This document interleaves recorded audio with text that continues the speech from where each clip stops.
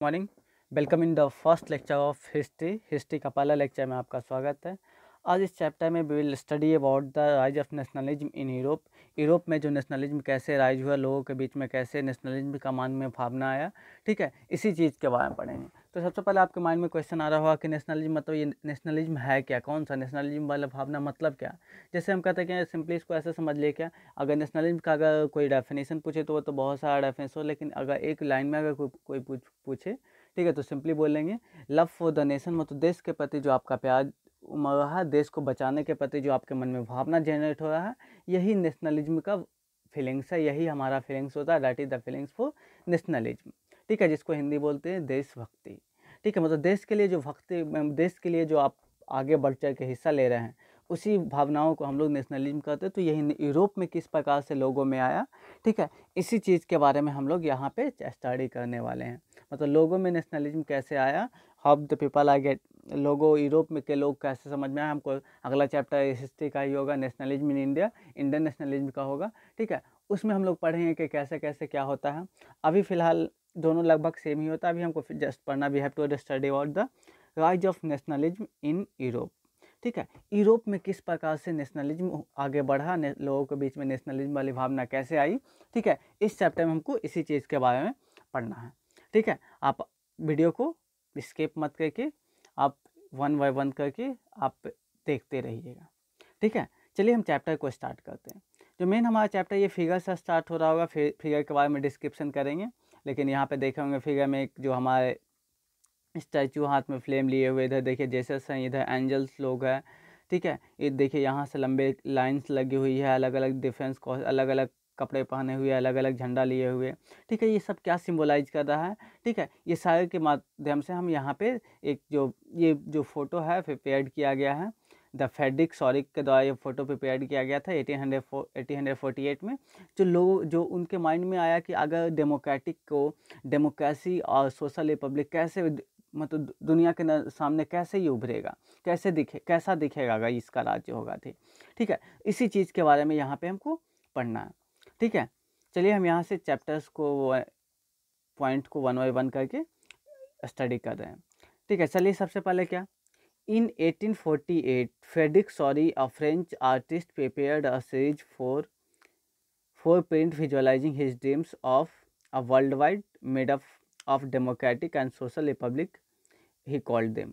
कहता है क्या कि 1848 में, ठीक है, इन्होंने एक फ्रेंच आर्टिस्ट थे जो फ्रेडरिक शॉरिक, ठीक है, ये 4 सीरीज बनाए, 4 पिक्चर बनाए। ठीक है, उसमें उन्होंने क्या दिखाया, they have showed the how nationalism, democratic social Republic में नेशनलिज्म कैसे आगे बढ़ता है। ठीक है, इसी चीज़ को वहाँ पे दिखाया गया था। The first print page, figure number 1 of the series, shows the peoples of Europe and America and men and women, all ages and social classes, merging in a long train and offering homage to the Statue of Liberty as they pass by it। कहता है क्या, figure number जो 1 है, ठीक है, figure number 1 जो आपको दिखाया गया है, ठीक है, उसमें जो किसको दिखाया गया है, किस यूरोप और अमेरिका के वुमेंस और वुमेंस मेंस, मतलब सारे एज के ग्रुप के लोगों को दिखाया गया है।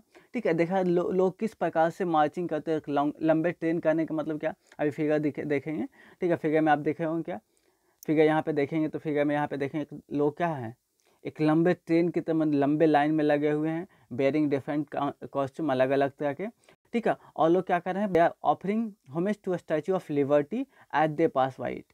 ठीक है, और जैसे जैसे स्टैचू ऑफ लिबर्टी यही है, ठीक है, जिससे जैसे जैसे पास हो रहा है, मतलब यहाँ अपना श्रद्धांजलि, मतलब सॉरी, यहाँ पे अपना आभार व्यक्त करते हुए आगे बढ़े हैं यहाँ से, मतलब एक तरह से कहिए यहाँ पे पूजा करते हुए, अपने लैंग्वेज में पूजा करते हुए आगे बढ़े हैं, डेमोक्रेसी का कामना करते हुए ये लोग आगे बढ़े हैं, अलग अलग फ्लैग लिए हुए। ठीक है, as you recall artist of the time, the French revolution personified liberty as a female figure। Here you can recognize the torch of enlightenment, CBS in one hand and the charter of the rights of man in the other। कहता है क्या ये जो आप यहाँ पे दिखाए, जो यहाँ पे आर्टिस्ट जो फ्रेंच रिवॉल्यूशन टाइम का जो भी आर्टिस्ट थे, ठीक है, लिबर्टी को एक फीमेल फिगर दी है, मतलब ये एक भगवान को, मतलब दैविक शक्ति, मतलब ये जो लिबर्टी है, ठीक है, इसको एक क्या किए हैं, फीमेल फिगर दिए हैं। मीन्स कहने का मतलब क्या कि वहाँ पे लोगों को एक फीमेल फिगर दिया गया, मतलब एक नारी का रूप दिया गया है, ठीक है। वहाँ पे क्या, वहाँ उसको देखा गया क्या, एक हाथ में इनलाइटमेंट, एक टॉर्च ऑफ इनलाइटमेंट, मतलब प्रकाश, ज्वलित प्रकाश लिए हुए हैं, ठीक है। और एक हाथ में chartered of fights of man in the run, और दूसरा हाथ में जो चार्ट लिखा लिए हुए हैं, ठीक है। उस चार्ट में यहाँ पे देखे होंगे क्या, यहाँ देखिए, एक जो यहाँ आपको दिखाई दे रहा है, यहाँ आपको दिखाई दे रहा है, ठीक है, ये इनलाइटमेंट लिए हुए हैं, ठीक है। और ये जो यहाँ पे ये दूसरे हाथ में है, this is the chart of man, इसमें लोगों का राइट्स ऑफ, लोगों का अधिकार का ये चार्ट ली हुई है, ठीक है। यहाँ पे इनलाइटमेंट, ठीक है। अब इसी चीज़ को, फिगर को रिप्रेजेंट किया गया है।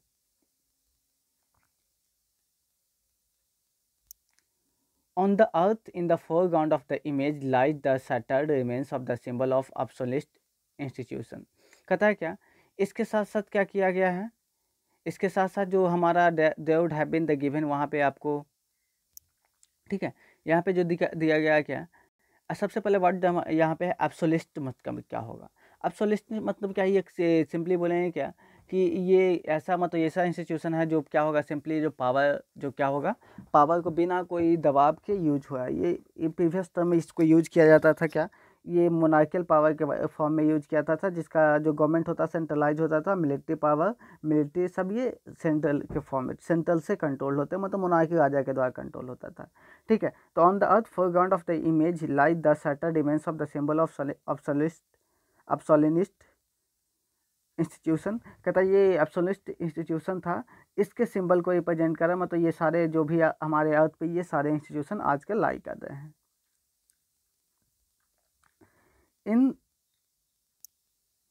In Sauric utopian vision, the peoples of the world are grouped as a distinct nation identified to the flags, through their flags and national costumes।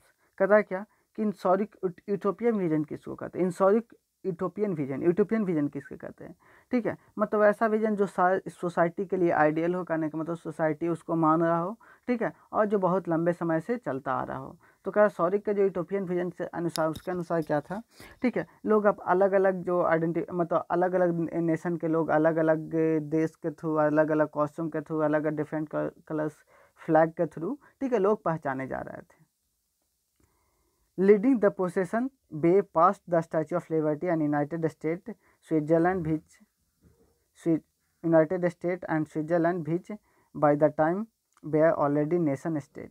कहता है क्या कि leading the procession way past the statue of liberty, ठीक है, और जो क्या कर रहे थे, वन बाय वन सब स्टैचू ऑफ लिबर्टी से पास कर रहे थे United State Switzerland which by the time way already called a nation state, जो कभी एक नेशन स्टेट हुआ करता था, मतलब कहने का मतलब एक राष्ट्र के फॉर्म में कभी जाना जाता था, ठीक है। ये था हमारा this was the first figure, ये हमारे फर्स्ट फिगर को वहाँ रिप्रेजेंट कर रहा था, ठीक है।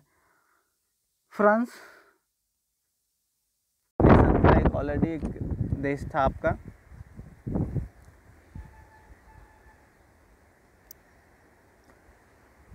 France identified by the revolutionary tricolour has just reach the statue. कहता क्या, आपको दिखाई दे रहा होगा कि जो फ्रांस क्या है, जो तीन कलर का जो झंडा लिए हुए हैं, ठीक है, वो स्टैचू के पास पहुंच चुका है। She is followed by two people of German bearing the black and red and gold flag. और कहता है वो किसके द्वारा फॉलो किया जा रहा है, जर्मनी के द्वारा फॉलो किया जा रहा है, जर्मनी के लोगों के द्वारा फॉलो किया जा रहा है, जो कैसा पहने हुए, ब्लैक रेड पहने हुए हैं और गोल्ड फ्लैग लिए हुए, black red and gold flag लिए हुए हैं।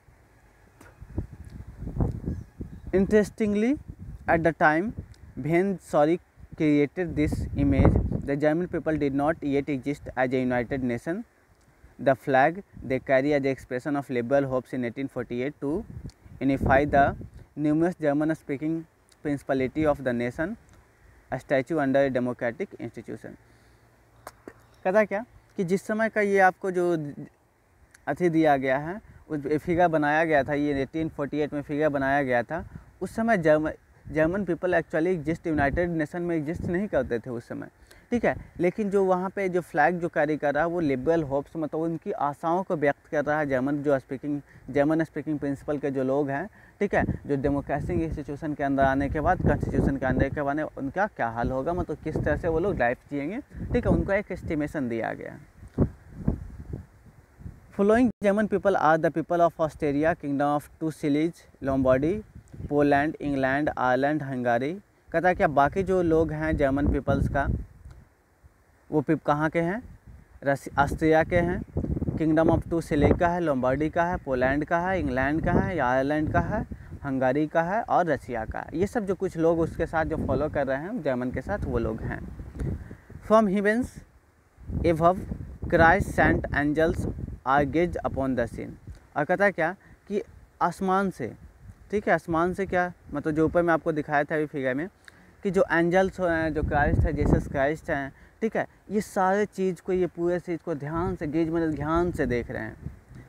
They have been used by the artist to symbolize fraternity among the nation of the world. कहता है क्या ये आर्टिस्ट के द्वारा इसलिए दिया गया है, लोगों का आसम, लोगों का जो पॉइंट होगा, लोगों का जो देखने का नज़रिया होगा, उसको वो चेंज नहीं करे, मतलब वो लोग एक पॉइंट ऑफ व्यू से जिए, मतलब एक इसी चीज़ को लिए वो इसको ऊपर से ये चीज़ को रिप्रेजेंट किया गया, ठीक है। This chapter will deal with many of the issues visualised by the Sorrieu in figure 1। कहता है इस चैप्टर में हम वही सारी चीज़ जो फिगर 1 में जो 4 फिगर बनाया गया था, पहला फिगर को हम लोग डिस्क्राइब कर रहे हैं, जो फिगर 1 में जो बनाया गया है, ठीक है, जो फिगर 1 है, इसी फिगर को क्या डिस्क्राइब किया गया है, कैसे डिस्क्राइब किया गया है, ठीक है, इसमें क्या इशू है, किस तरह के क्या लोगों को इसमें संदेश जा रहा है, इसी चीज़ के बारे में इस चैप्टर में हमको पढ़ना है। During the 19th century, nationalism emerged as a force which brought about sweeping change in the political and mental world Europe।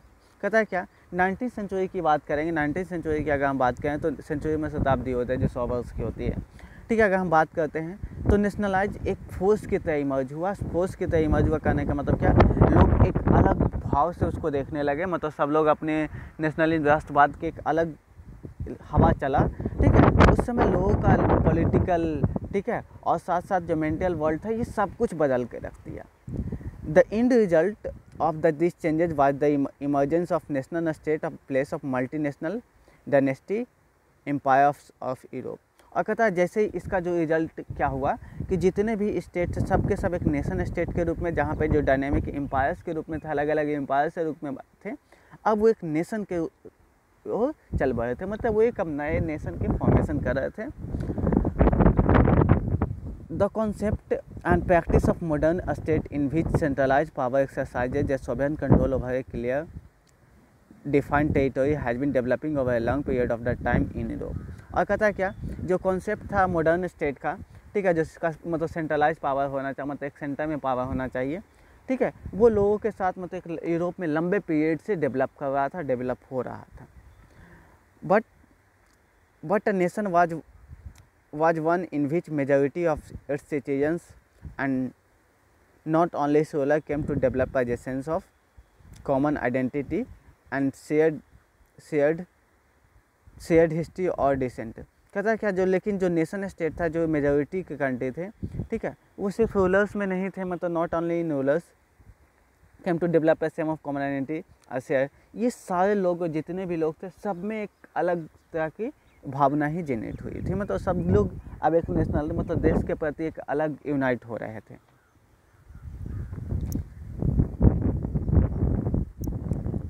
This commonness did not exist from time immemorial, it was formed through struggle through the action of leaders and common people. कहता है क्या कि ये जो common जो था वो exist from immemorial by it was formed through the struggle.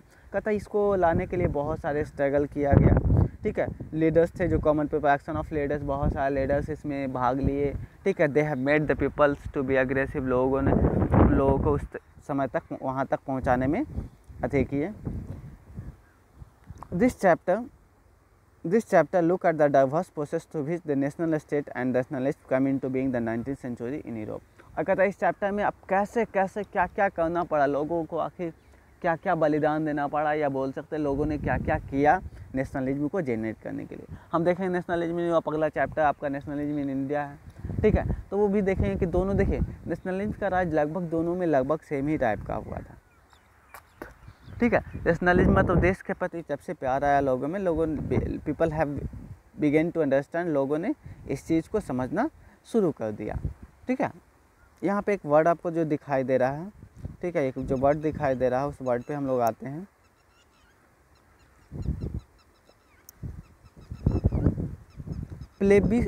Plebiscite क्या है, ठीक है, a direct vote by which all the people of region are asked to accept और रिजेक्ट ए प्रपोजल।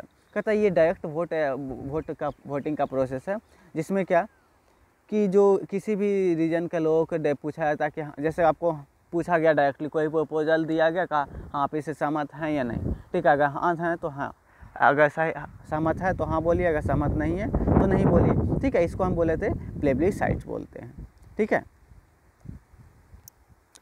अब जो हमारे चैप्टर्स का मेन पॉइंट अब यहाँ से राइज हो रहा है, the rise of the French revolution and the idea of nation. तो आप क्लास 9 में फ्रेंच रिवॉल्यूशन पढ़े होंगे, ठीक है, वहाँ पे कैसे नेशन में मतलब लोगों में आया था, इसी चीज़ को यहाँ पे थोड़ा सा एक कथी करेंगे हम लोग, क्योंकि फिर थोड़ा सा हमको यूरोप की बात करें तो यूरोप में आपको ये पढ़ते हैं थोड़ा सा। The first clear expression of nationalism came with French revolution in 1789।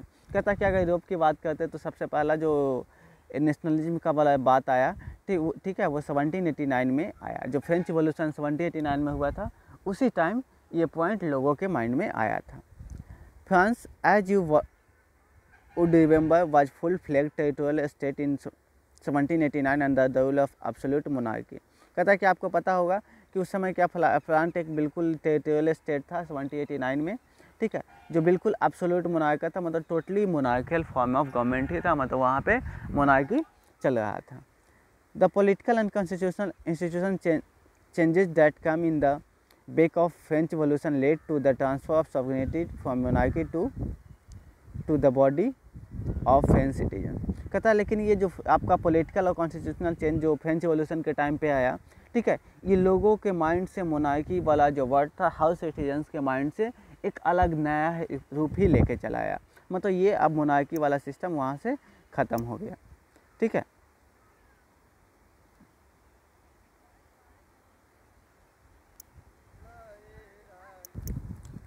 The revolution proclaimed that it was the people who henceforth the constitute the nation and shape its destiny। कहता है क्या, जो रिवॉल्यूशन का ये आपको बता रहा है, इस रिवॉल्यूशन से हमको ये पता चला है कि क्या ये लोग थे जिसके कारण क्या हुआ, आज कॉन्स्टिट्यूशन या टोटल नेशन एक हुआ और लोगों ने अपना अपना डेस्टिनी तक पहुंच पाया।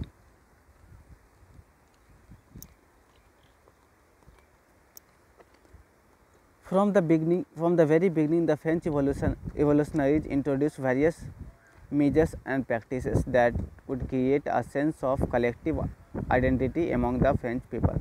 कहता है क्या कि शुरू से ही वो फ्रेंच रिवॉल्यूशनरी थे, एक नया प्रैक्टिस मतलब एक नया तरीका अपना रहे थे, जिससे क्या हो कि पूरे फ्रेंच लोगों को एक सिंगल आइडेंटिटी बोला जा सके, मतलब टोटल एक पूरा फ्रांस के लोग को फ्रेंच बोला जा सके, मतलब कहने का मतलब एक सिंगल आइडेंटिटी दिया जा सके। The ideas of la patrie and la citoyen emphasis the nation of united community enjoying equal constitution. कहता है क्या, जो आइडिया क्या चीज़ का था, द आइडिया ऑफ ला पार्टी जो फादरलैंड का था, एंड लिस सिटियन जिसका सिटीजन्स होता है, ठीक है, ये दोनों जो आइडिया था, जो फादरलैंड और जो सिटीजन्स का जो आइडिया था, ठीक है, इससे क्या हुआ, मतलब इसके थ्रू क्या हुआ कि पूरे फ्रांस में लोगों को एक कॉमन कम्युनिटी के अंतर्गत, मतलब सबको एक कॉन्स्टिट्यूशन के अंतर्गत ला दिया गया।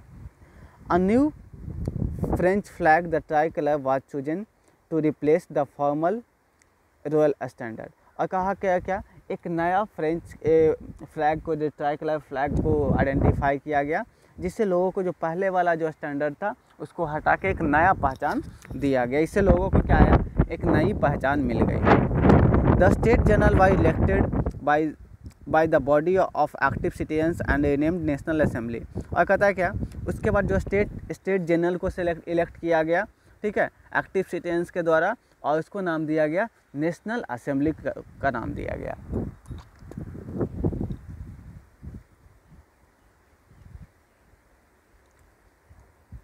New हाइमन्स way composed oath taken and Martyrs commented all in the nation। कहता क्या, नए नए हाइमन्स के नए नए ओथ लिया गया, नया नया शपथ लिया गया, नया नया हर कुछ नया बनाया गया, ताकि जो और सब एक जो फ्रेंच का एक नया नेशन जो बना, नेशनलाइज बना, ठीक है, एक नए नेशन के लिए ये नाम दिया गया।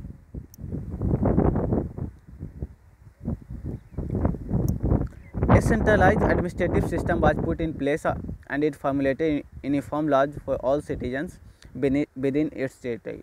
कहता क्या, उसके बाद एक सेंट्रलाइज एडमिनिस्ट्रेटिव सिस्टम लगाया गया, ठीक है, जो क्या किया गया, formulated uniform law for all citizens with in its territory, जो जिसके अनुसार क्या हुआ, जिसके टेरिटरी, उसके राज्य में सारे के सारे सिटीजन्स के लिए इक्वल अथी दिया गया, मतलब सबको इक्वल राइट दिया गया। अगर उस टेरिटरी में कोई, उस स्टेट में कोई अगर लाई कर रहा है, उस रीजन में कोई लाई कर रहा है, ठीक है, उसके लिए एक ही रूल दिया गया। Internal custom duties and dues were abolished and uniform system of weight and measured was adopted. कहता क्या किया गया, जो internal custom and duty were abolished वो हटा दिया गया, और पूरे देश के लिए, ठीक है, एक नया सिस्टम लाया गया, सबको इक्वल वेटेज दिया गया। Regional dialects were encouraged and it was spoken and written in Paris become the common language of the nation। कहता क्या, वहाँ के जो रीजनल डायलेक्ट है, डायलेक्ट किसको बोलते हैं, बोली बोलते हैं।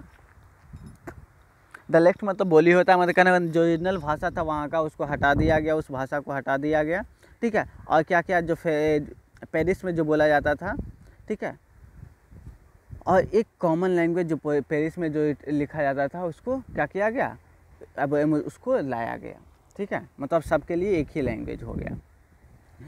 The revolutionary further declared that it was the mission and the destiny of the French nation to liberate the peoples of Europe from despotism, in the other words to help the peoples of Europe to become a nation. कहता क्या, जो revolutionary थे इस चीज़ को declaim कर रहे थे, क्या रिवोल्यूशनरी जितने थे इस चीज़ को डिक्लेम कर रहे थे, जितने इस चीज़ को बता रहे थे, क्या इसका मतलब क्या, कि उनका ये मिशन, उसका डेस्टिनी ही यही था कि लोगों को क्या करे, ये सारे लिबरेट के, लोगों को हर चीज़ को से अलग ले जाए, और उसके other people to become nation. तो एक नेशन बनाने में सबको, यहाँ पे अगर देश को अगर एक बनाना है तो ये कोई अकेले इंसान या कोई एक नॉर्मल छोटा सा ग्रुप इस पूरा नहीं कर सकता। For this all the peoples of the country have to be united, पूरे देश के लोग को यूनाइट होना पड़ेगा।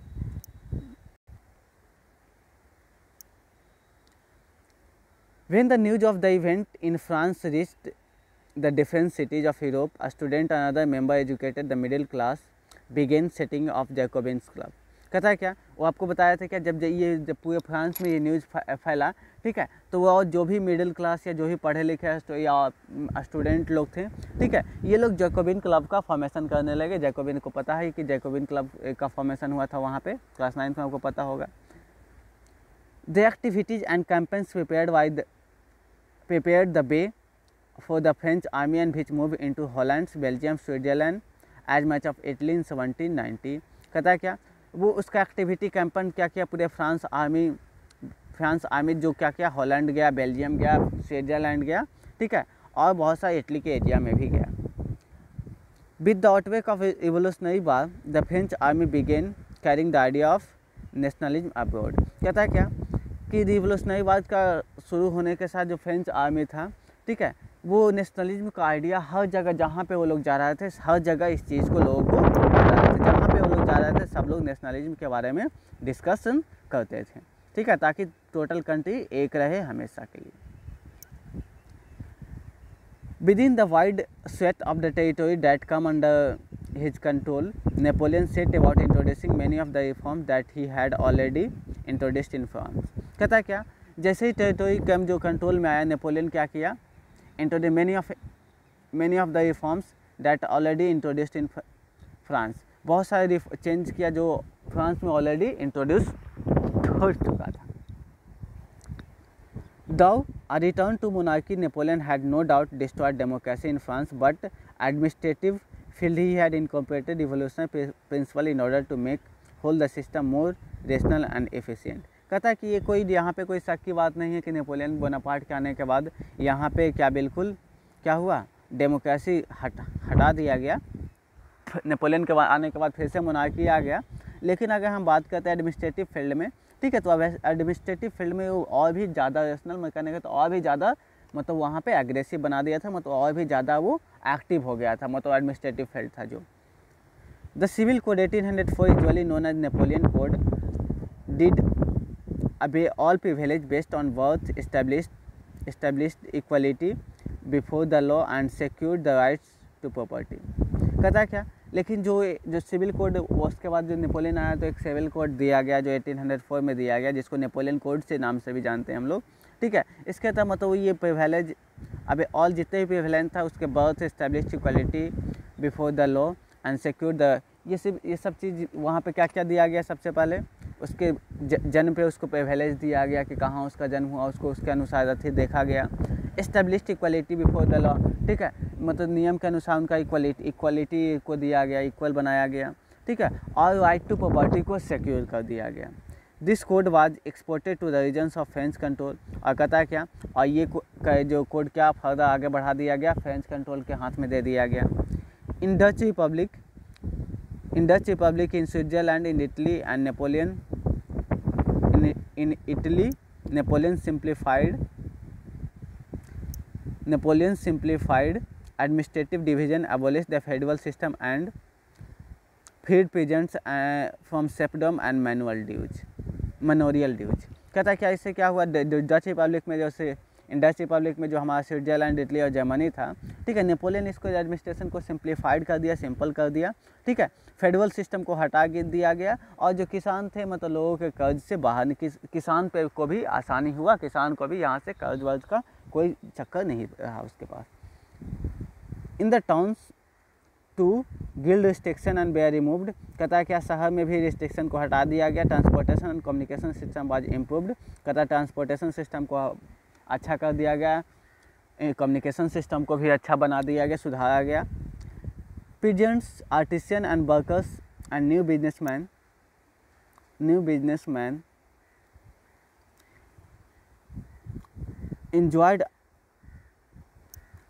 enjoyed a new found freedom। कहता पेजेंट्स था, जो बिजनेसमैन था, आर्टिसियन था, ये सबको एक नया आज़ादी उन लोगों को लगा कि अब एक नई आज़ादी हम लोगों को मिल चुकी है, मतलब लोग एक नए आज़ाद के फॉर्म में अब घूमने लगे। मतलब business and small scale producer of goods in particular began to realise that uniform law, standard based and measures of common and a common nation currency would facilitate the movement of exchange of goods and capital among from one region to another. कहता क्या, business मान या छोटे छोटे जो small producers थे उन लोगों को अब लगा क्या कि जो यूनिफॉर्म किया गया, मतलब पूरे देश में एक तरह के रूल दिया गया, एक तरह के करेंसी दिया गया, इससे क्या होगा, हमारे जो सामान का जो फैसिलेशन है, मतलब एक जगह से दूसरी जगह जाना, ये और भी इजी हो जाएगा। कोई भी जो गुड्स का एक्सचेंज हो रहा था, पहले प्रॉब्लम होता था करेंसी की वजह से, ठीक है, अब ये हर जगह सेम हो गया, तो इससे आपको आज हम लोग को और भी ज़्यादा फ़ायदा होने जा रहा है।